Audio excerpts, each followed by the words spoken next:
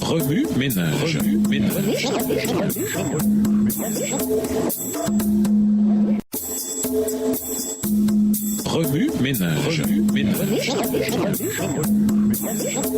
Bienvenue dans votre émission. Remue ménage. Nous voilà à la leçon de mardi, investiguer. Lisons Matthieu 3, les versets 1 à 17, Colossiens 2, les versets 9 à 12 et Colossiens 3, les versets 1 à 11, Tite 2, les versets 11 à 14 et Galates 2, le verset 20. Matthieu 3, les versets 1 à 17. En ce temps-là parut Jean-Baptiste, prêchant dans le désert de Judée. Il disait, repentez-vous car le royaume des cieux est proche. Jean est celui qui avait été annoncé par Ésaïe, le prophète, lorsqu'il dit, c'est ici la voix de celui qui crie dans le désert.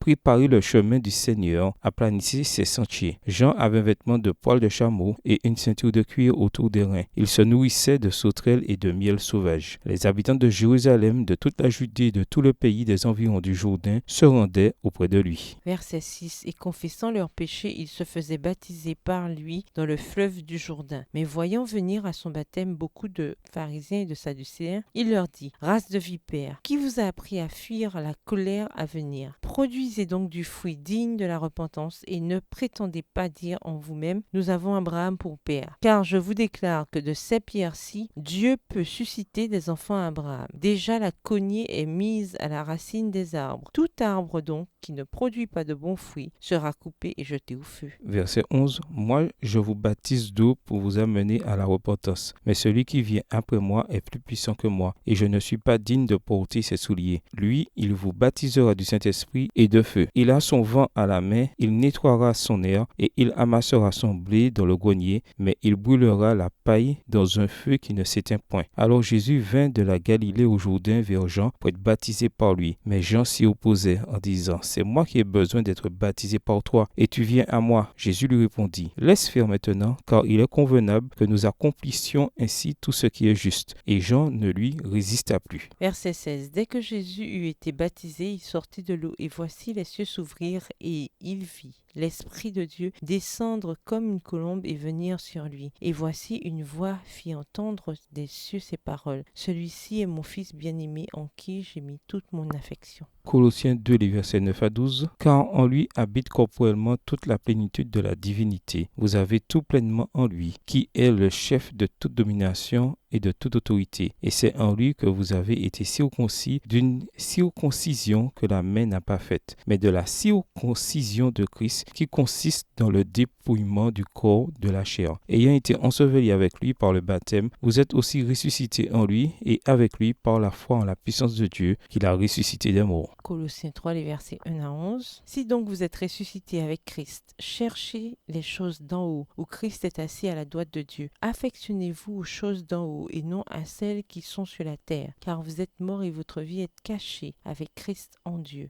Quand Christ, votre vie, paraîtra, alors vous paraîtrez aussi avec lui dans la gloire. Faites donc mourir les membres qui sont sur la terre, l'impudicité, l'impureté, les passions, les mauvais désirs et la cupidité qui est une idolâtrie. Verset 6. C'est à cause de ces choses que la colère de Dieu vient sur les fils de la rébellion, parmi lesquels vous marchiez autrefois, lorsque vous viviez dans ces péchés. Mais maintenant, renoncez à toutes ces choses, à la colère, à l'animosité, à la méchanceté, à la calomnie, aux paroles déshonnêtes qui pourraient sortir de votre bouche. Ne mentez pas les uns aux autres, vous étant dépouillés du vieil homme et de ses œuvres, et ayant revêtu l'homme nouveau qui se renouvelle dans la connaissance selon l'image de celui qui l'a créé. Et il n'y a ici ni grec, ni juif, ni circoncis, ni incirconcis, ni barbare, ni scythe, ni esclave, ni libre, mais Christ est tout et en tous. Tite 2, les versets 11 à 14. Car la grâce de Dieu, source de salut pour tous les hommes, a été manifestée. Elle nous enseigne à renoncer à l'impiété et aux convoitises mondaines et à vivre dans le siècle présent selon la sagesse, la justice et la piété, en attendant la bienheureuse espérance et la manifestation de la gloire du grand Dieu et de notre Sauveur Jésus-Christ, qui s'est donné lui-même pour nous, afin de nous racheter de toute iniquité et de se faire un peuple qui lui appartienne, purifié par lui et zélé pour les bonnes œuvres. Galates 2, verset 20. J'ai été crucifié avec Christ, et si je vis, ce n'est plus moi qui vis, c'est Christ qui vit en moi. Si je vis maintenant dans la chair, je vis dans la foi au Fils de Dieu qui m'a aimé et qui s'est livré lui-même pour moi. Remue ménage. Quelle relation ces versets ont-ils avec le passage principal? Quels autres versets ou promesses vous viennent à l'esprit en rapport avec le fait de mourir